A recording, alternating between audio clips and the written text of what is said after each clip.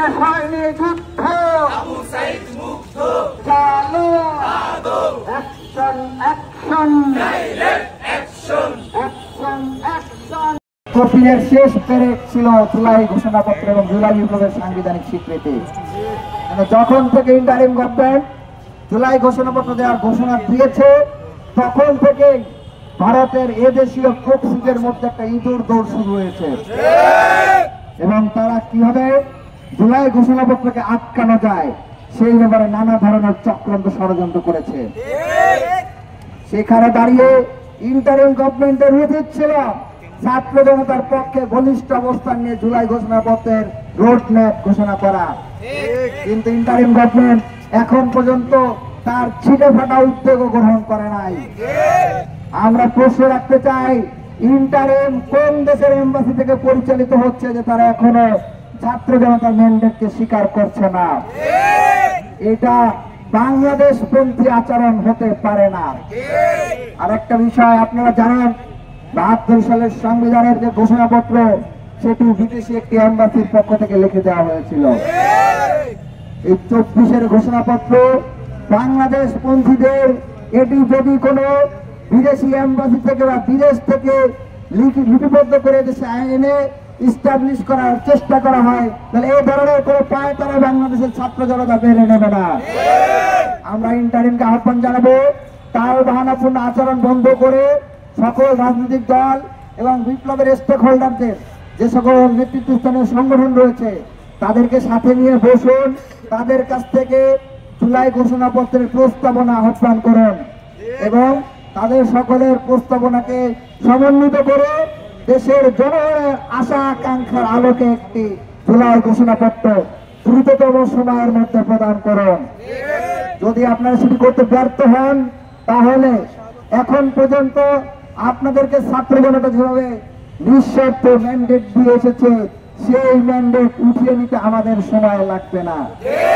তো এই আহ্বান জানিয়ে দ্রুততম সময়ের মধ্যে জুলাই ঘোষণাপত্র প্রদান করুন এবং জুলাই গণহত্যা সহ শাপলা গণহত্যা, পিলখানা হত্যাকাণ্ড, ২৮ ফেব্রুয়ারির হত্যাকাণ্ড সহ যতগুলো মোদী বিরোধী আন্দোলনে গণহত্যা সহ যতগুলো হত্যাকাণ্ড সংঘটিত হয়েছে সকল হত্যাকাণ্ড অপকর্ম, পাচার এবং সকল অপকর্মের বিচারকে দৃশ্যমান করুন। যদি তা না করেন তাহলে আমরা পরবর্তী যে ২০০০ শহীদ তাদের জীবনের বিনিময়ে এবং ৩০,০০০ অধিক বেশি আহত মানুষের রক্তের বিনিময়ে আমরা আসলে কি পেলাম?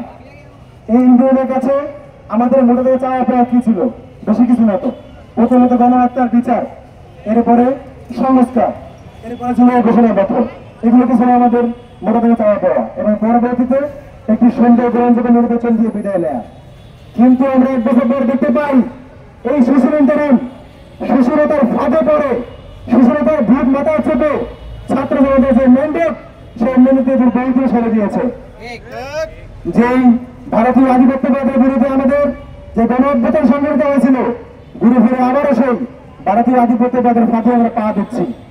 আজকে আমাদেরকে এভাবে দেখতে হয় যে ভারত থেকে বাংলাদেশে অবৈধ পুশিং করা হচ্ছে, কিন্তু বাংলাদেশের সোশ্যাল ইন্টারিম সে বিষয়ে নীরব, তাদের কোনো কথা নেই, বার্তা নেই, কোনো প্রতিবাদ নাই। সীমান্তে এখনো হত্যা করা হয়, বিএসএফ এখানে গুলি করে মানুষ মারা আমাদের, তারপরেও ইন্টারিমের কোনো নড়াচড়া নাই।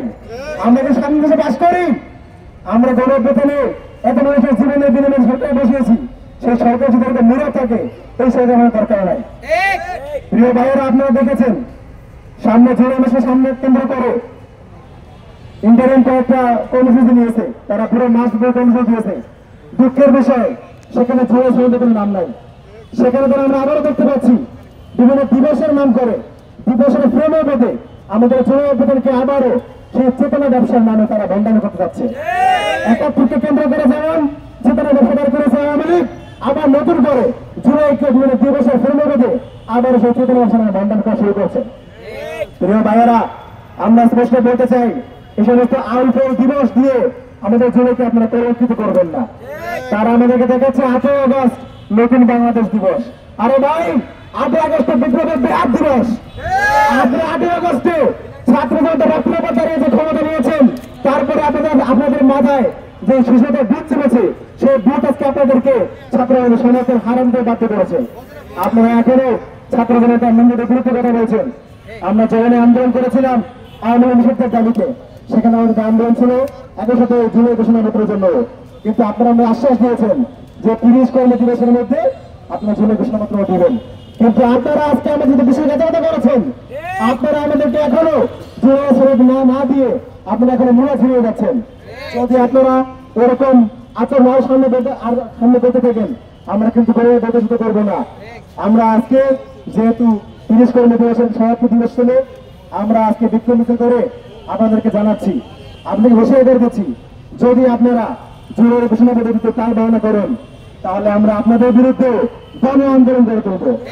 যেভাবে গণ আন্দোলন গড়ে তুলে এদেশের ভারতের কোর্সদি হাসিনাকে দিল্লি পাঠানো হয়েছিল, সেভাবে গণ আন্দোলন গড়ে তুলে আবারও ছাত্র জনতার আসলে ম্যান্ডেট নিয়ে যারা ক্ষমতা আসবে তাদেরকে আমরা আনবো। আমরা এখান থেকে বলতে চাই, আমরা আমাদের যে পরবর্তী কর্মসূচি সেটা ঘোষণা করছি। এখন যদি জুলাইয়ের ঘোষণাপত্র না দেওয়া হয়, তাল বাহানা করা হয়, তাহলে আমরা গণ আন্দোলন গড়ে তুলব এবং তার অভিজ্ঞতা হিসেবে আমরা আগামী 4 দিন গণসংযোগ করব। আমরা পুরো বাংলাদেশের মানুষকে জানাবো যে সরকার আমাদের সাথে প্রতারণা করেছে। 30 কর্মী দিবসের কথা বলে তারা এখনো দেয় নাই। এই যে প্রতারণা করেছেন